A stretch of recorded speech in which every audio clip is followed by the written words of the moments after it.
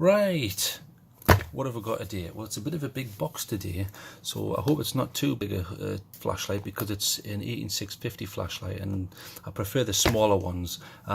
So it's Zanflare. Never looked at the Zanflares before. They're a relatively new company, been around a few years. So it's the Zanflare F1, and I think it is, just for those who want to know, obviously made in China, most of them are these days, but it's the black as in the model colour, and it's a 6000 to 6500K tint. But I will go over that because a lot of people aren't aware of what tints are and what the point of them is, and it's from Shenzhen, China. Okay, so let's see what we get here. So let's get in this box and stop wasting time. So let's see what we get here. Right, silicone gel, don't eat, remember, so put that away. Aha, I'll be honest, I quite like the box. I know I was talking to a guy who was complaining about I think it was the C8 Plus. He says, why do a lot of these come in crappy boxes? And I agree that they're kind of letting themselves down, but a lot of them aren't really what you would see in the store anyway. So unlike Olight, a lot of them don't put a lot of effort into the box. But it is nice to see it's a hefty box, nice print on there. Let's have a look at the unit. Okay, so it feels, man, that's quite long, isn't it? It's quite long, but it feels pretty nice. Looks well made. Let's just take it to bits so we can have a look. And while I'm at it, while I'm taking this to bits with one hand, I shall open this and see what else we get here. So that's just presentation material, and that's open. I'll go through what else we get, and then we'll look at the unit. So, oh, quite a bit of stuff. Impressive. Okay, so there's your manual. So as usual, I shall quickly memorize this. There's your modes, blah de blah de blah, battery specification. So people with a pause button can look at that, but I've memorized that and I shall go through it in my review. Okay, so let's put that to one side. So you get a nice manual, nice box. What else do you get here?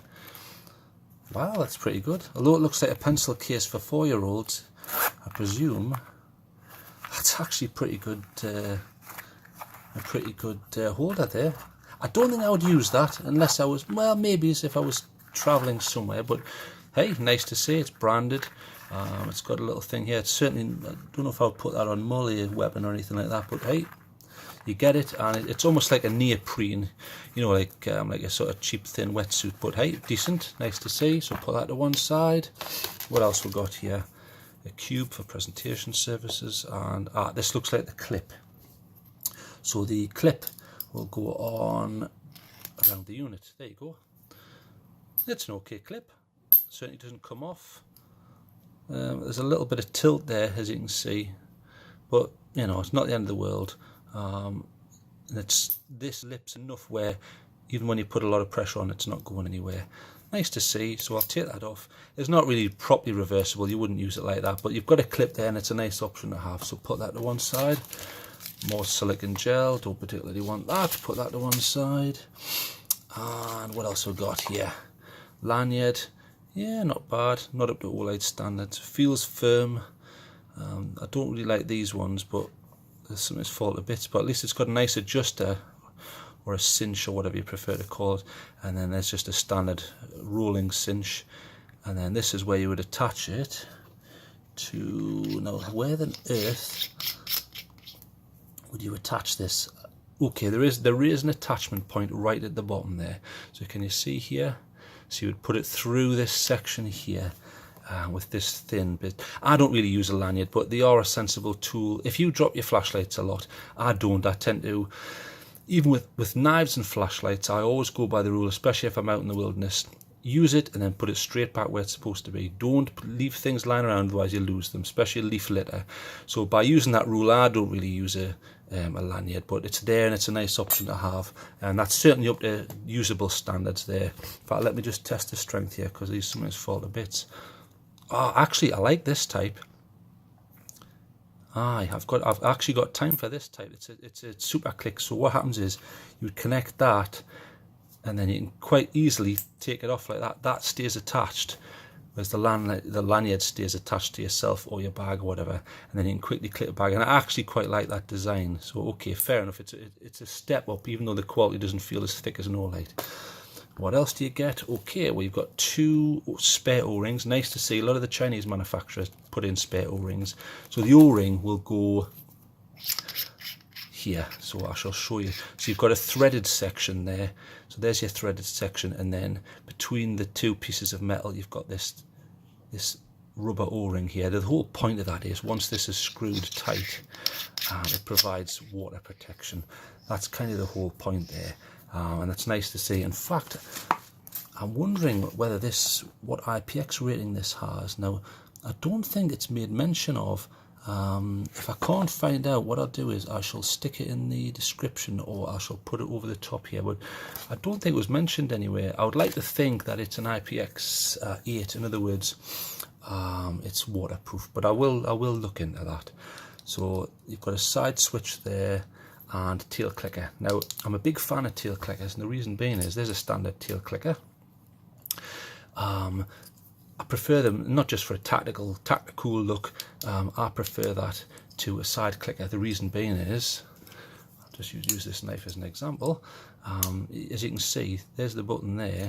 You can't, by accident deploy that, which is a nice feature. Whereas what happens is when you've got a side clicker, here's the Olight baton here, the S2. You can see this is a side clicker. Now, the unfortunate problem there is it's easy to knock these on, especially if you knock it on a turbo in your pocket, and then that can be on all day, unbeknownst to yourself, or even in a bag it can get knocked. And then when you come to use it, you think, why is this flat? I don't understand. And the reason it's flat is because it's been knocked on all day. I mean, you can get around that on things like the Olight by changing the clip. Look, you just move the clip over the button and problem solved. That's not going to go on. But it's a nuisance having to do that just every time you want to use it. So I quite like a tail clicker. Now notice that the BLF A6 here has no side button. So all the modes are done through half clicks. So you've got a full for on off, then you've got the half clicks to go cycle through the modes. Now on this it's different. You've got an on off with the tail clicker, but then you've also got the side clicker for modes. So an interesting take on the different ways of interacting with the torch. There's a little bit of white stuff down there, but I think it's just, it's just a bit of fluff. But this feels quite nice, and as you can see, it's recessed enough where that's not going to be accidentally pressed. So yeah, nice to see. Let's see what else we get in the box. One more item and then I'll go over some of the more features, so we'll get the box out of the way. Nice to see. Now you get a little lead with this, and I shall go into why you get that a little bit later on, so put that to one side just for now. So back to the unit. I mean, you do get this, on a lot of flashlights. Here is the jet beam. They put these, I call them tactical attack rings and things like that, and they claim, self-defense. You can, like a ninja, you can jump out of a tree and whack someone. We all know it doesn't really work that easily in a fight. So I would suggest this isn't an offensive weapon. But a lot of the manufacturers also claim, well, it's a safety feature because you can put out car windows. You probably could with this if you did it on the right type of glass in the right area and you did it in a safe manner where you're not going to break your wrist. But look at this. I mean, in an emergency, trying to get that perfectly on the glass, I can't see that working. I think you would damage this before anything happened, unless that's tungsten or titanium, but it doesn't look like it from the colour. I'm presuming that's just stainless steel. I think that's more gimmick than anything else, but it's there. If you think that works, okay, that's an added feature. It probably doesn't though. Okay, so let's go over what this is. This is the Zanflare F1, and this one I got it comes in the tint it's coming in is about 6,000 to 6,500. Which is the cool white. You can also get it in a more neutral colour. I generally prefer a more neutral, but I just wanted to try the cool white. The difference in the tints is, for example, here's the Olight. You can see this is quite a white light. So if you were to compare that to something like the HO3.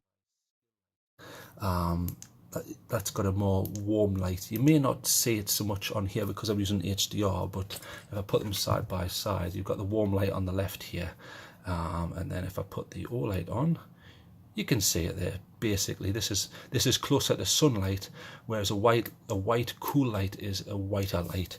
I just happen to prefer it to be closer to sunlight, and it generally works better outdoors for colour reproduction. So nice to see. So you've got the two options there if you want. They're the same price. So this one uses a smooth reflector, as you can see down there. Now compare that to something like the S2, S2 Plus actually by Convoy. You can see the difference. This S2 on the right here has a orange peel reflector. Now you can see the difference in the texture on the foil. I'll quickly go through what the purpose of that is, because I always like to do this because I want people to know what it is that they're actually getting. So on a standard flashlight, you're going to get a smooth reflector like this. So you have your battery, then your PCB and gubbins and your LED, and you want to transmit light forward, but you want a bit of control over that, because an LED on its own does a poor job. It just throws out light indiscriminately. You may not necessarily want that. You want a modicum of control. So one way of doing that is you put a smooth reflector over. So you get the spill from the LED coming out pretty indiscriminately, and then you can use this reflector to focus the light and throw it further. So it's bouncing around and it's being focused. So for example, if I use the A6 here, there you go.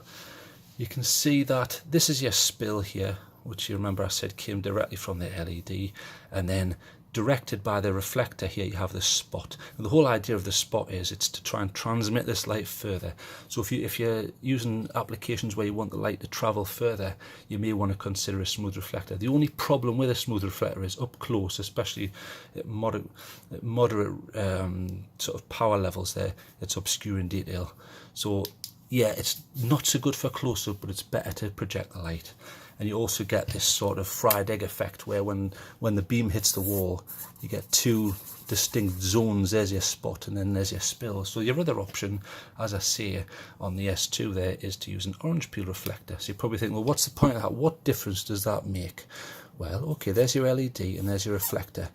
Now, if you add pits and aberrations, you get less of a marked zone difference. So the light still bounces around and you get spill and spot, but as the beam profile goes, you're getting a transition zone. So what happens is, instead of getting two distinct zones, it's slightly different. So there's we'll use the A6. It's, it doesn't really matter. We'll compare the two. So there's the S2. So I'll turn it down to a more sensible level. So if we compare that to a smooth reflector. So if I've got one that's knocking about, there's a smooth reflector. So we'll turn them up to sensible levels. There you go. So the smooth reflector on the right and orange peel on the left. Now can you see what's happening? Although they're slightly different levels, the detail is being obscured more on this one with the smooth reflector because it's wanting to push light further. There's more light in the middle. Whereas can you see on the left here with the orange peel reflector, the detail on these letters is less obscured. There's more of a transition like this. Now your other option, should you be interested, but we're not going to go into it too much, is to use a TIR. So there's your LED, and then over the top. Now this isn't an empty space. This is solid. So what you're getting is a solid medium here, and the light's bounced around inside. They're called a TIR reflector, which stands for total internal reflection. And then what you're able to do is you're able to transmit light with virtually no loss anyway. And then you get a nice smooth uniform beam. So for example, HO3 here, you see how much different this is, and there's not a lot of height. You don't need the height because you're not bouncing it in a normal fashion. Now even at high levels, see the spread there, beautiful spread there, brilliant up close. You're not going to get range with this, so there's your problem. So I would suggest that this light is aimed for people who want they want to reach out with the light that they've got. So let's get a battery in and we'll discuss a few more features. So you've got your daft hammer thing on there. If you think you're Thor and you're going to fly through the air and smash a car window. And this one's using the Cree XP-L LED. I think it's the V6. So I'm going to stick in a Samsung 30Q, which is an 18650 battery. And they go in the normal way, so positive to the top, negative to the bottom. Stick that in there. I mean, you can also use two CR123 batteries, which are the little shorter ones if you wanted to. But there you go. So we'll turn that off.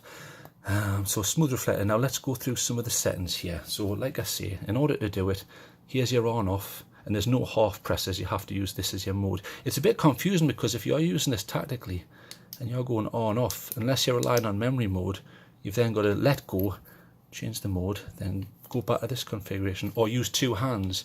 You're like this and then pressing the button. Luckily it does have memory mode, but it seems a bit strange, but okay, that's how they've chosen to do it. I prefer where you've got a power button like that, but then you can half press for modes, but okay, that's how they've chosen to do it. So let's go through some of the modes. So we'll start at the bottom. Bang. So first mode, Moonlight, 1 lumen. Now the whole point of Moonlight modes, as the name suggests, it provides a very low amount of light. And you can read a map, not alert the enemy, not ruin night vision. In other words, there's not enough light hitting your eyes to ruin your customization to the level of light around you.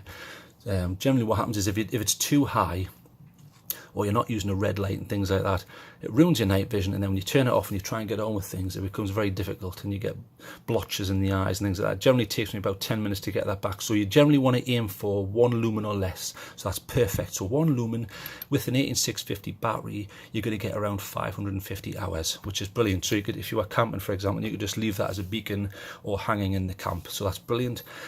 Next one is low, so if you press the mode button, okay, so nice jump there, you get 50 lumens, you get 22 hours out of that. I would argue 50 to 300 you can get most work done up close, so that's nice to see. So 50 lumens, 22 hours, excellent. That's pretty efficient, and it looks pretty nice. And then up again, straight to medium. Now medium gives you 290 lumens, and you get an impressive 6 hours out of that, which is brilliant to see. I like that. And then you've got a high mode there. 590 lumens, you get about 2.5 hours depending on the capacity of the battery. I would argue 600 lumens is more than enough to get most tasks done. You don't need to push it more unless you're really trying to reach out. Now there is another mode that they call Flare. Most of the manufacturers would call it Turbo. So to get to it is a double click. It's a bit like the hiker lights, they do that. So double click, if I can get it. There you go, bang. So you can see that there's a jump in brightness there. So the brightness you're getting with Flare mode or Turbo, they're claiming 1240 lumens. It's a bit weird because if you look at the specs on Cree's own website who make the LEDs for the XP-L, V6 or otherwise, I'm pretty sure the output should be around 1100. But it depends, you see the problem is, it depends how they're writing this down. There's a difference between how many lumens are coming out and how many lumens they're claiming, but it's certainly going to be over 1,000. You're looking at about 1200, so that's fair enough. Now bear in mind that Turbo has a 30-second step down. So in other words, what happens is the light heats up, and I can feel it there. It heats up, heats up, heats up. Then after 30 seconds, it's programmed to drop. So it's going to drop to high, which is 590 lumens. Now the reason for that is it can't sustain that temperature. It can't get rid of it fast enough because these heat sinks here are pretty, you know, they're more fashionable than worthwhile. They're certainly not like the ones on the Skill Hunt. You see, they're pretty big fins there. That would get rid of a lot of heat, whereas this, it's a bit more, you know, tactical. So you've got other modes. If you want, you've got strobe and an SOS. So to get the strobe, if you just hold it down, there you go. And I'll put that down because it annoys people. So there's your strobe. So that's probably going to be running in turbo mode, which is about 1100, and you probably get, as a guesstimate, you'll get about an hour on that, even though the manufacturer doesn't quote it. So nice to see. And then you also have an SOS mode. So if you press it again, it's changing. So it's going to blink out the internationally recognized Morse code for SOS. Handy to have. It's not something I would ever use. But you never know. You never know when you might end up in a Bear Grylls moment. So turn that back to strobe and then normal. Okay, so turn that off. And like I say, it's got memory mode, which is a time saver.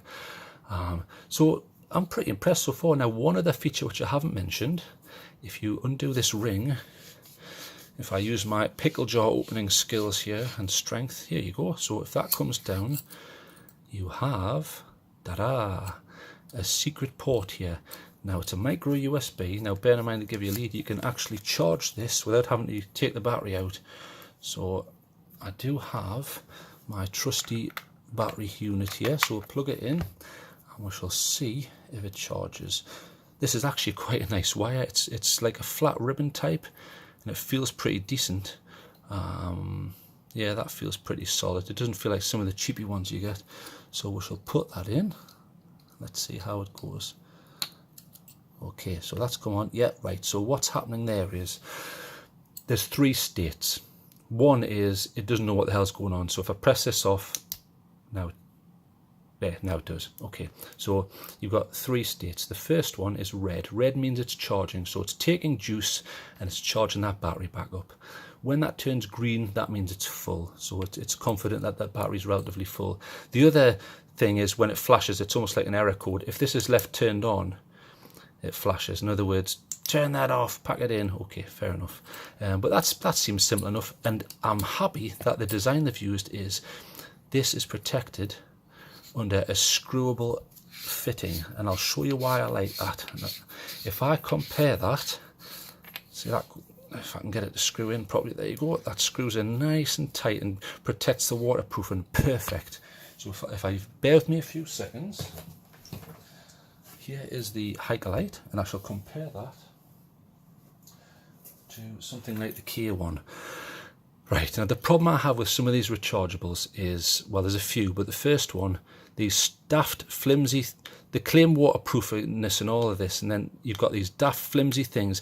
I can't believe for a second that you knock that in your pocket and this is waterproof. They're too flimsy. So the way around that is, good companies like Hikerlite, you're probably thinking, right, how's that rechargeable? Where do you recharge that? Well, you take this off. There, you see, now you see they've cleverly put this behind a thread and an O-ring. So if you want to charge that, it's behind a waterproof barrier.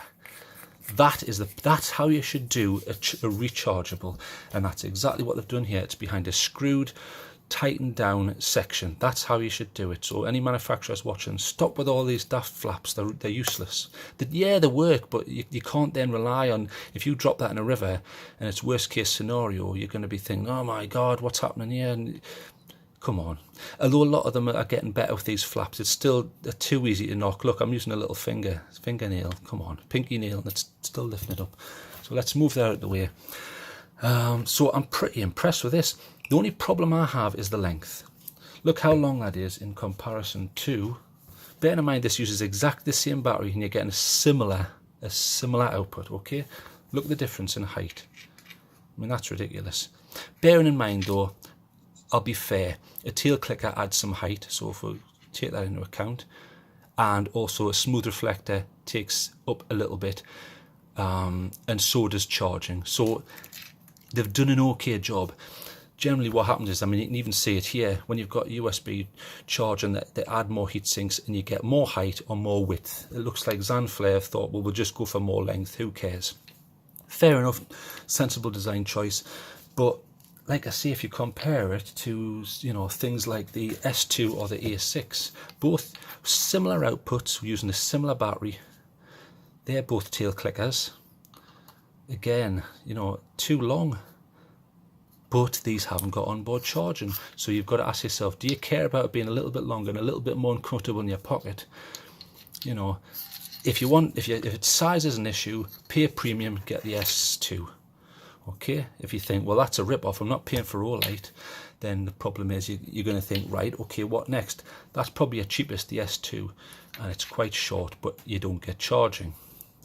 Not quite as high output. You're probably going to get more output on the lovely BLF A6 Special Edition here and save a little bit of space. You're going to get many more modes as well. You know, you can go through millions of different modes and flashlight modes. So they've done an okay job, but I just think it's important to compare to other units in this bracket. I mean, to be fair, I'm whinging about the length, but watch this. Look, compare it to the Monster. This isn't mine, this is on loan. This is the, I can never remember, the Olight M2T Warrior. So look, not much longer than the Olight. I mean, this is overbuilt. This is like a tank, but very similar tail clicker with a side function as well. So it's interesting that this hasn't got charging, that has, and yet it's not far off. So well done, Zanflare. And I mean, to be fair, if you compare it to a Whopper like the TacLite from JetBeam, look at the difference there. Although to be fair, look at the width of the reflector. Much bigger reflector on this. This does pump out quite a bit. It's quite nice. Okay, so we'll put them to one side and I'm going to give it a mark. Right.